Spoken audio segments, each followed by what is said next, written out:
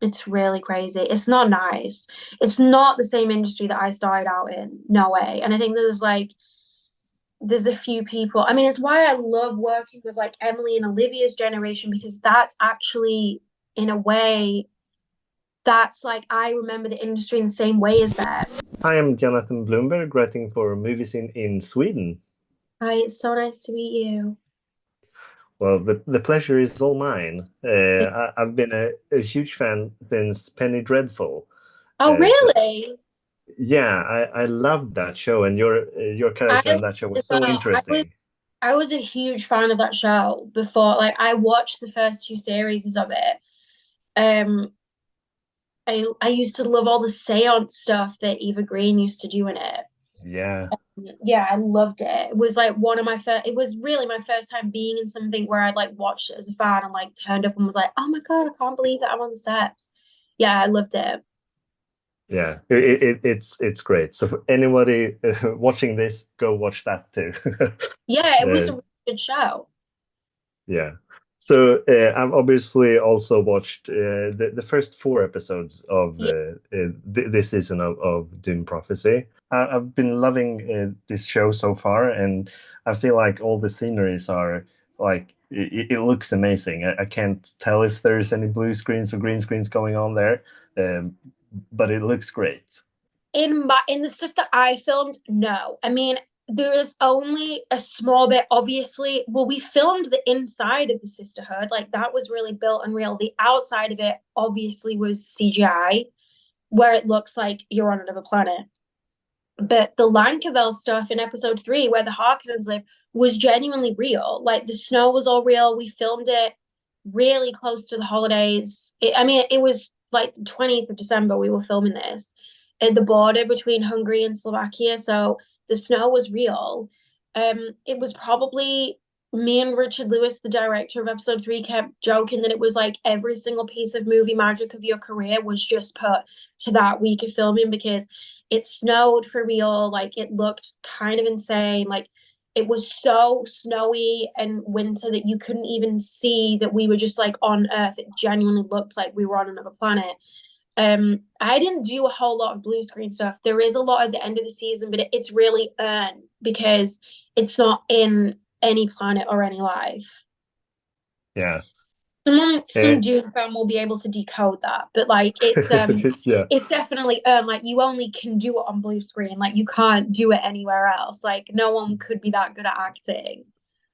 Yeah, and you playing like the younger version of Valia on the show, and Emily is playing the older version. Did you have any opportunity to watch what Emily had done prior when Yeah, you they started, actually so you did. could mimic it a bit? They I think they did it for both me and Emma. They gave it we were so lucky because by the time we got there to film, I mean 90% of the cast like we never met. Like they were just completely wrapped. They'd wrapped like months ago. And we got there for the winter. So we got to see like 25 minutes of the show. Like it was incredible. Like we didn't just get to see like our characters, like we got to see the whole show. It was crazy. We were so lucky. Um, we did get to see that and get to see what they were doing. And then obviously it like sent you on this like spiral of like, oh my God, like I'm not gonna be able to do this. And this show is so good, I'm gonna be terrible, I'm gonna ruin the whole thing. But it was really exciting to watch it as a fan. Yeah. And I'm really interested in knowing kind of how you decide what kind of roles you want to take on because your track record in my mind is really great. As I said, I love Penny Dreadful, but also the End of the Fucking World and a bunch of Well, other I stuff auditioned for as things. well. I audition for everything. So it's a combination of like what I choose to pursue, like what comes in, and then what we choose to kind of go after. But then it's 50-50. It's really great. Then it's 50, the other part of it is like if they want me to do the job. So I'm not in that part of, I mean, I don't know if anybody gets to that part of their career anymore where you're just like straight off of things.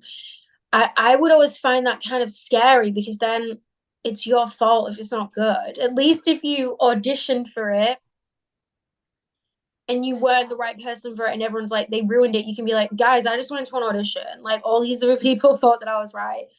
Um, so I still audition for things. I've always auditioned for stuff. So that's kind of a nice way of then when you get the role, you do have this like kind of feeling of confidence of like, well, all these people wouldn't have signed off on it if I wasn't doing something right, you know? Yeah.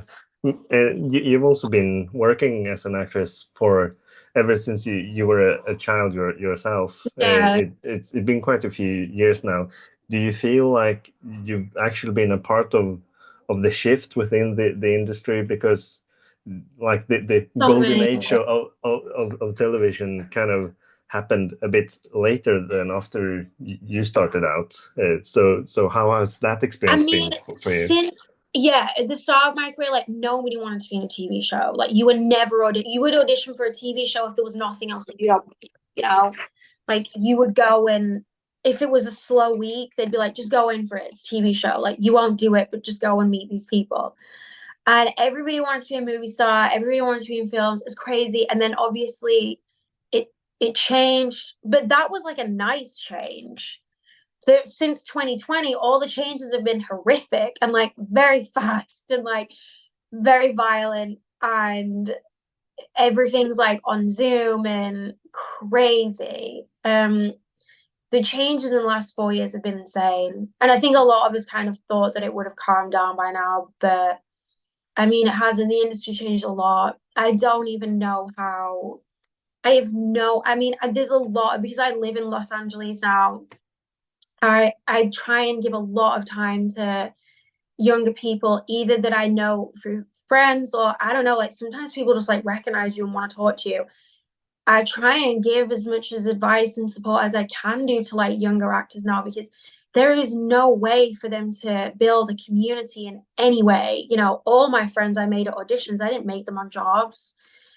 Who has time to like make friends really when you're at work? Like you would all your really good actor friends you made because you would go and sit in these like hour-long auditions where you would wait to be seen for 3 minutes and you would make friends with people, and they're not doing any of that stuff anymore. And I feel I really like it's genuinely heartbreaking because you know, I know a lot of people like to kind of like laugh at creative jobs as like not real jobs, whatever. Like people like spend their life doing this, you know, and they go and pay money and they go to school, and then right now they're coming out and like they're just sitting in their room and making audition tapes, and no one says anything about them, and they don't get to go anywhere and meet anybody, and it's crazy. It's really crazy. It's not nice.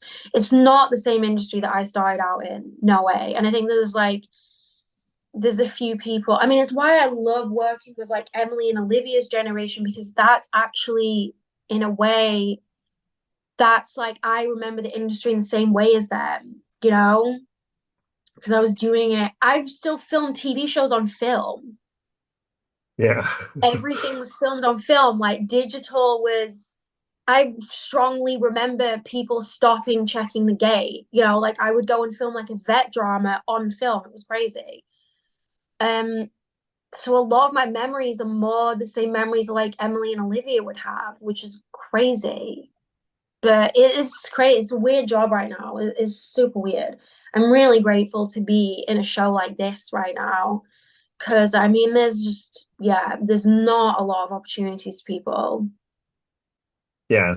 And as I said, a huge fan, so I'm really glad that you're still breaking through in the industry. So thanks a lot for talking Thank you with so me much. Thank today, you. and best of luck with the end of the season now. Thank you so much. Have a nice day. Well, Right back evening. at you. Bye. See Yeah. you.